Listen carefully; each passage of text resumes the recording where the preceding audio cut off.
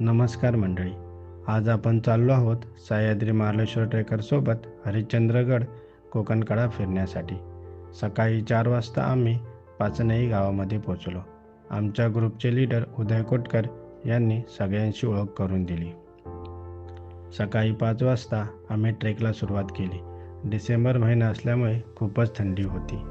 अंधारात बॅटरीच्या सहाय्याने आम्ही चढायला सुरुवात केली. थोडा वेळ आल्यानंतर एक छोटंसं दुकान लागले. तेथे थोडा आराम करून शेकोटी घेत आम्ही पुन्हा चढायला सुरुवात केली. 7 वाजता सूर्योदय होणार होता. अजून आम्हाला 2 डोंगर चढायचे होते. शेवटी आम्ही एक डोंगर पार करत तारामती डोंगराच्या पायथ्याजवळ पोहोचलो. विश्रांती न घेत आम्ही पुन्हा चढायला सुरुवात केली. अर्ध्या तासामध्ये आम्ही तारामती डोंगराच्या माथ्यावरती पोहोचलो. तारामती शिखर हे महाराष्ट्र राज्यातील हरिश्चंद्रगडावरील 2 शिखरापैकी एक आहे. हे महाराष्ट्र राज्यातील 6वे सर्वोच्च शिखर आहे. सूर्योदय पाहून आम्ही खाली पाय उतार होण्यास सुरुवात केली. यावेळी आम्ही ऋषिकेश दादाच्या हॉटेलमध्ये थांबलो होतो. ऋषिकेश दादा आमच्यासाठी कांदापोहे करत होता. चुलीवरचे छान कांदापोहे खाऊन आम्ही कोकणकडा पाहण्यास निघालो. अर्ध्या तासामध्ये आम्ही कोकणकड्याजवळ पोहोचलो. डोंगराचे सुळके, त्यावरून वाहणारे ढग, हे ठिकाण अविश्वसनीय आहे.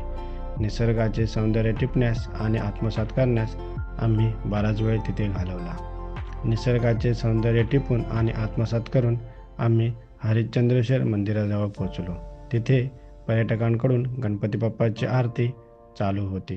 आम्ही सुद्धा त्या आरतीमध्ये सहभागी झालो. गणपती बाप्पा आणि हरिश्चंद्रेश्वर महादेवाचे दर्शन घेतले. मंदिराच्या उजवीकडे केदारेश्वरची विशाल गुहा आहे. तिथे एक मोठे विशाल शिवलिंग आहे, जे सर्व बाजूंनी पाण्याने वेढलेले आहे. थोडा वेळ विश्रांती घेत आम्ही गड उतरण्यास सुरुवात केली. ऋषिकेश दादाच्या आईने जेवण खूप छान केले होते.